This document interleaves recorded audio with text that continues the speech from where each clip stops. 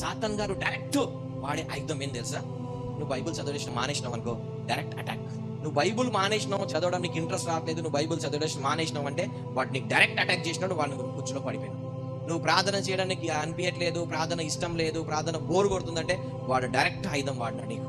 సాధారణంగా శోధిస్తాడు, వచ్చి ఏదో విధంగా నీకు శోధించాడు. నీకు వచ్చి మీ ఇంట్లో వచ్చి గజ్జల సౌండ్ వచ్చి డాన్స్ వేసుకుంటా ఇగో నీకు కనిపించుకుంటా ఉండదు.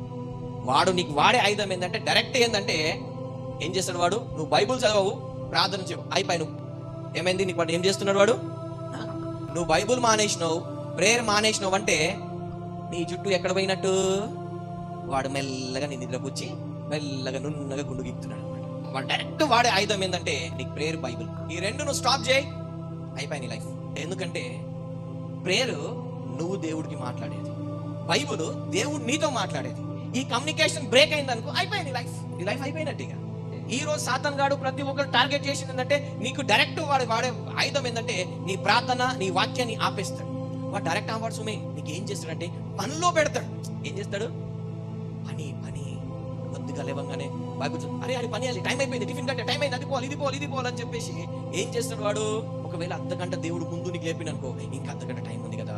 ఒకవేళ నువ్వు ప్రార్థన చేసుకోవడానికి నీకు 7:30కి నీకు లేచి టకటక్ పని చేయాలంటే దేవుడు ఏం చేస్తాడు? 7కే లేపుతాడు. అర్ధగంట కనీసం నువ్వు ప్రార్థనలు చేసి ఈ దినమంతా నీతో ఉండాలని. మనం ఏం చేస్తాం? లేచి ఇంకా అర్ధగంట ఉంది కదా అని పడుకో. 7:30 కాస్త పోయి 7:45 అయితే అయ్యో టకటక లేచిగా బైబుల్ ఏడా? ఎందుకు? సాతాన్ గాడు ఏం చెప్తున్నాడు? తొడ మీద రాయమాలు. ఎందుకు? నీకు మెల్లగా నున్నగా గుండు కొడుతున్నాడు. ఇక నువ్వు లేచిన తర్వాత ఒక్కసారి పనిలో పడ్డావు అనుకో, బైబుల్ని ముడతావా? నువ్వు మళ్ళా మోకరించి ప్రార్థన చేస్తావా?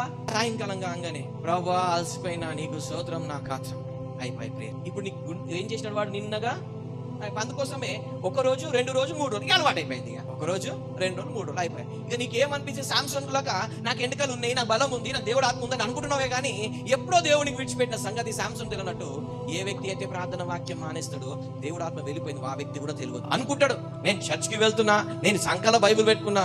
నువ్వు చర్చ్కి వెళ్ళినంత మాత్రం, బైబుల్ పెట్టుకున్నంత మాత్రం పరలోకం పో. చర్చ్కి అందరు రావచ్చు, పరలోకానికి అందరు పోలేరు. ఎయిర్పోర్ట్లకు పోవాలంటే వాళ్ళు ఏం చేస్తారు? స్కానింగ్ చేస్తారు. ఏం చేస్తారు? ఎయిర్పోర్ట్ లోపల పోవాలంటే నీకు మొత్తం స్కానింగ్ చేస్తారు. నీకు బెల్ట్ ఐరన్ ఉంటే తీ అంటారు, చారణ ముక్కున్న తీ అంటారు. ఎందుకు? ఆ గేట్ నీకు ఓపెన్ కాదు. నువ్వు ఇక్కడే నీకు ఓపెన్ కానప్పుడు అక్కడ ఎట్లా ఓపెన్ అవుతుంది? నీకు ఎవరిలో ఎట్లా ఓపెన్ అవుతుంది? ఓపెన్ కాదు. ఎందుకు? నీ దగ్గర పాపం. వాడు ఏమంటాడు? నువ్వు ఆ గేట్ లో ఎంటర్ అవ్వాలంటే అది విడిచిపెట్టి రా అంటాడు. ఎయిర్పోర్ట్ లోకి వెళ్ళాలంటే కొన్ని వస్తువులు తీసుకుంటే ఆ వస్తువు తీసేసి నువ్వు రా అంటాడు. ఆ వస్తువుతోనైతే రావద్దు అంటారు.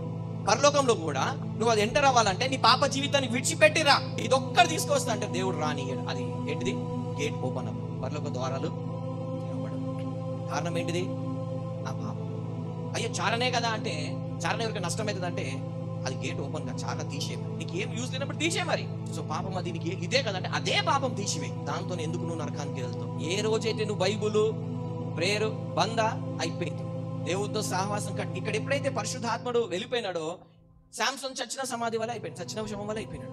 మన జీవితాలలో కూడా నువ్వు ఏ రోజైతే బైబుల్ ప్రేయర్ ఆపేస్తావో, దేవుడితో దూరం అయిపోయినావో, అపవాది ఈజీగా నీ జీవితాల్లో ఆడుకుంటాడు. వాడు నీ ఇంట్లో వచ్చి పడుకుంటాడు, నీ బెడ్ మీద పడుకుంటాడు, నువ్వు ఎక్కడ పోయినా పడమంటాడు. నువ్వు వాడికి పోరా అంటే పోరా అంటాడు.